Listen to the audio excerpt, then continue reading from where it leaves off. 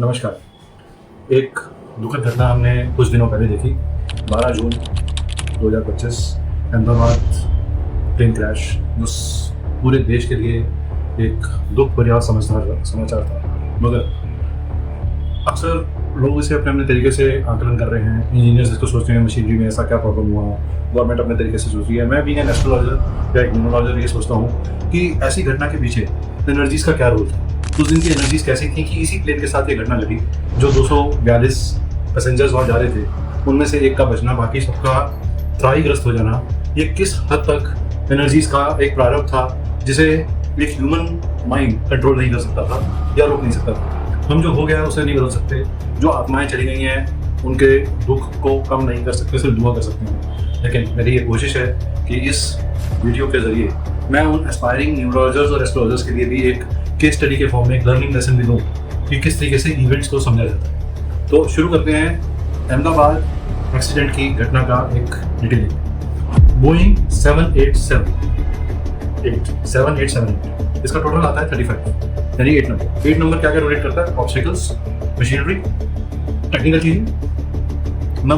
Date जिस दिन ये प्लेन ट्रेवल कर रहा था वो था 12 जून 2025, जिसका अगेन टोटल 3 और 9 पे आता है। और अगर आप 12 जून 2025 में देखेंगे तो 12 की डेट 3, जून का महीना 6 और 2025 में तो 369। इसके अंदर कहीं ना कहीं एक डिवाइन एनर्जीज या एक ऐसी चीज थी जो ह्यूमन माइंड के कंट्रोल में नहीं थी, इसीलिए इसे कोई भी जना पहले डिटेक्ट नहीं कर सकता। सेकंड, नंबर ऑफ पीपल जो ट्रेवल कर रहे थे उस फ्लाइट के अंदर वो थे 242, विच इज नंबर 8।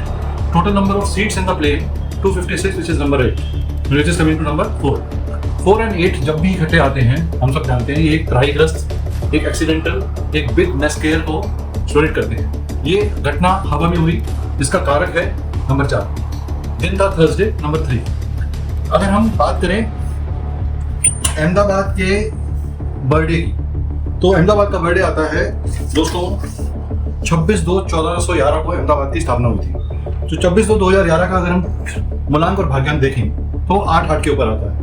12 तारीख को हुआ हुआ एक्सीडेंट का जो मूलांक भाग्यांक है वो 3 और 9 पे आता है, जो कि आपस में बहुत ही डिफिकल्ट और ट्रबलसम कॉम्बिनेशन।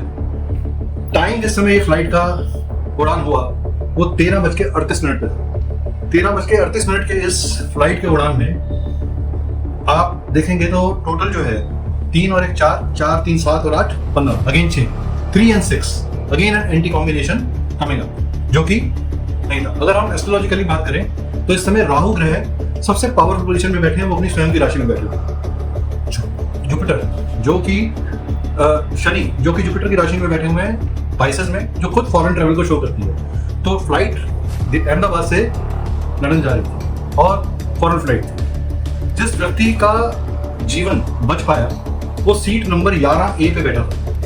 11A का टोटल अगर हम करेंगे तो नंबर 3 पे आता है, जो कि उस दिन के ड्राइवर और कंडक्टर, ड्राइवर और मूलांक और भाग्यांक के हिसाब से बिल्कुल प्रोड्यूसिव था। 111 अपने आप में एक एंजल नंबर माना जाता है इन द डिवाइन साइंसेस। तो विश्वास कुमार रमेश का विश्वास का जो टोटल आता है वो नंबर 7 पे आता है। इसकी वजह से उन्हें कोई इंजरीज तो जरूर आई मगर लाइफ टेकिंग एक्सीडेंट उनका नहीं हुआ और वो बच पाए उसके अंदर। ये कुछ आकलन जब मैंने किया तो मुझे लगा कि ये जो फाइंडिंग्स है मुझे रिसर्च के फॉर्म में, लर्निंग के फॉर्म में अपने साथियों के साथ जरूर साझा करनी चाहिए। तो जब भी 4 और 8 इकट्ठे आते हैं, जिसको हम शनि और राहु बोलते हैं, तो एक शापित योग की तरह नहीं माना जाता है। तो आप देखिए आज ही हमने एक घटना फिर सुनी कि हेलीकॉप्टर एयर के अंदर नासिक में क्रैश हुआ। वो भी एयर एक्सीडेंट है। So all the air aviation industry के लिए थोड़ा सा ये एक अलार्मिंग टाइम चल रहा है। तो इस तरीके से आप किसी भी इवेंट का आकलन करेंगे तो आपकी in depth of the subject, चाहे वो न्यूमरोलॉजी हो चाहे वो एस्ट्रोलॉजी हो। अगर हम अहमदाबाद के एस्ट्रोलॉजिकल चार्ट को भी देखें, ये सवाल मेरे दिमाग में कल आया था तो मैंने कल एक प्रश्न कुंडली लगाई थी।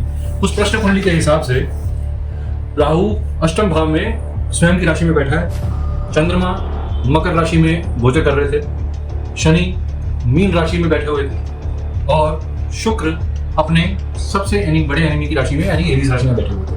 तो ग्रहों की स्थिति और केतु और मंगल कल जो है वो सिंह राशि में बैठे हुए थे इन सेकेंड हाउस। राहु का अष्टम भाव में जाना, राहु का स्ट्रांग होना सडननेस को शो करता है, टेक्निकल एरर को शो करता है, कॉन्स्पिरेसी को शो करता है। इसके पीछे कहीं ना कहीं कोई फॉरेन इंटरवेंशन भी निकल के आएगा। हो सकता है ये बड़े षड्यंत्र का छोटा स्टेप हो, जो मैंने पहले के अपने एक वीडियो में भी डाला है कि हमें पाकिस्तान रिलेटेड रेडिएशन एक बार और देखने को मिल सकता है। ये उसी का एक बेबी स्टेप हो जिसे अब गवर्नमेंट धीरे धीरे अनफोल्ड करेगी। आप देखेंगे बहुत सारे ऐसे सच साझा होंगे आपके सामने जो कि सोच नहीं सकते कि इस एयर क्रैश के पीछे किस तरह का कॉन्स्पायरेसी निकल के आ रही है। Wait for few days, 15 to 20 days or maximum a month, and you will see certain very very vital news coming. ये इन्फॉर्मेशन आपको अच्छी लग रही है, ये आपको केस स्टडी अच्छी लग रही है, इसको समझाने का तरीका ठीक लग रहा है, तो प्लीज़ इसे ज़्यादा से ज़्यादा लोगों में सब्सक्राइब शेयर करिए, लाइक करिए, सब्सक्राइब करिए और हमें कमेंट करके बताइए आप इस बारे में और क्या जानना चाहते हैं। हम आपके सामने और डेप्थ लेकर आएंगे और डिटेलिंग लेकर आएंगे। ऐसे इवेंट्स हम आपके बेसिस के ऊपर जो केस स्टडीज हैं हम आपके लर्निंग के लिए दे देंगे। याद रखिए, हमारे लिए उस दुखद घटना को हम एक मौके की तरह नहीं, एक लर्निंग की तरह यूज़ कर रहे हैं। तो मेरी सबसे गुजारिश है, जब भी आप ये वीडियो देखें तो उन मृत आत्माओं के लिए ज़रूर प्रेयर करिए और कोशिश करिए कि अपने कर्मास में आप जितना अच्छा उनके लिए प्रे कर सकते हैं ज़रूर करें।